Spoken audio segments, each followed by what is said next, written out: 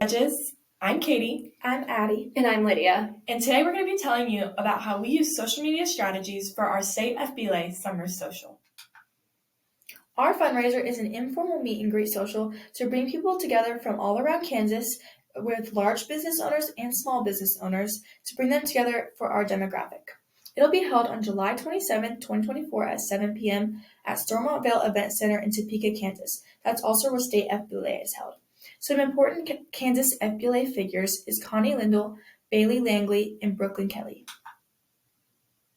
So why are we using social media? Social media helps reach many different audiences, whether we want to reach an older targeted demographic or maybe just young employees.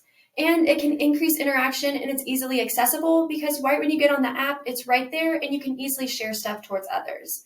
And then that graph on the right just shows that 92% of adolescents are using social media. So by using social media, we'll reach a vast majority of people in Kansas.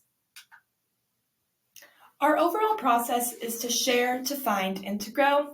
By sharing, we are going to be sharing it with different demographics and sharing to different people on different platforms. We're going to be finding by specifically targeting demographics, and we're going to be growing by doing those other two and growing out to different people. So the two platforms we are going to be using are Instagram and Facebook.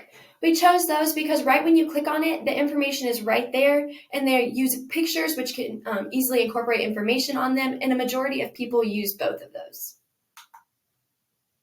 Our target demographic is mainly people that are 40 plus and large business owners.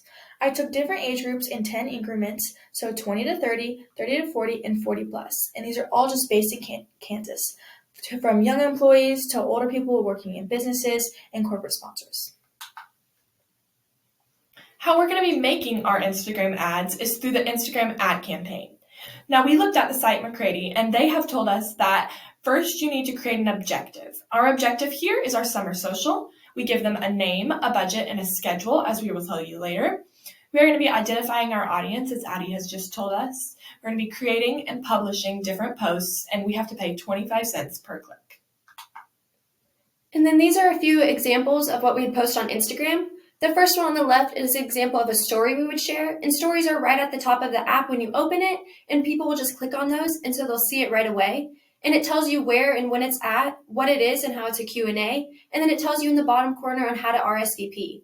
And then in the middle is an example of a post, and if you can tell, ours are bright colors because it is in the summer, and that draws attention, so people don't just scroll past it. They want to see what this is, and it shares the same information that the story would share. And then on the far right is an example of how easily you can share our post to others. So that way it can not only reach our following, but anyone who follows us and reposts it, it'll reach their following too.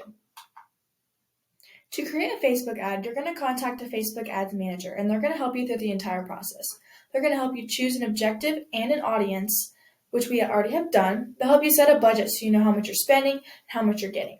You're going to monitor to the performance of your ad, and you're going to change it on how well it's doing or how not it's doing, and they're going to help you through that. Then you're going to report it to the Facebook ads performance, and they're going to use the auction system. And then a few examples of our Facebook posts. They are pretty much the same as our Instagram ones, but one thing about Facebook that's really helpful is those hashtags at the top.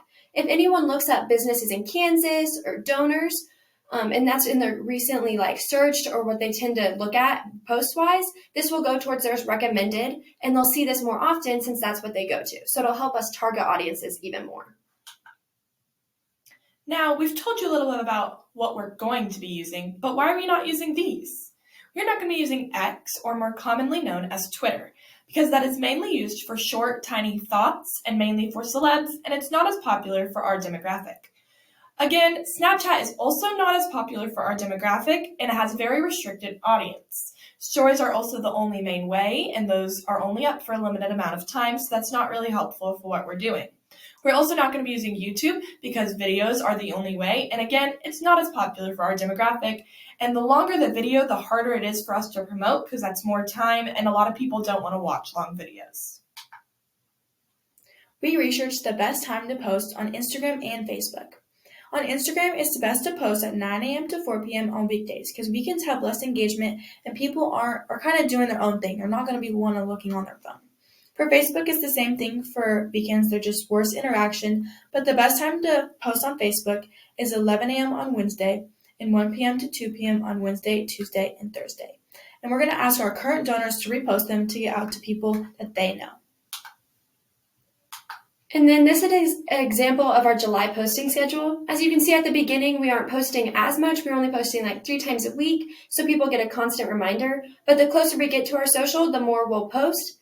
And then on the 17th, you can see we have a Meet the Panel Live, which is just another opportunity for people to reach out and ask questions and figure out exactly what it is.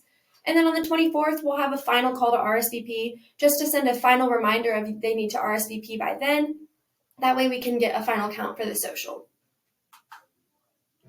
Overall, we are going to be growing the audience by posting on a regular schedule. So we're going to be, as Lydia has just explained, posting throughout the week so people can keep on seeing it, reaching out in person and online. In person, we are going to be sharing to our personal friends, having them repost it and having them help us share it online using different age groups, so the younger demographic and the older. Eye-catching posts, the bright colors that we showed you earlier, advertising effectively through different social media strategies, and overall just reposting it so everyone can see it.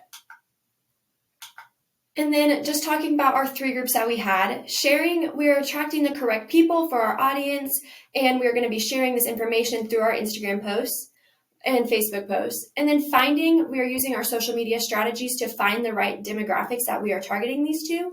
And then growing, we're just expanding our groups through social media shares like reposting. And these are the sites that we used.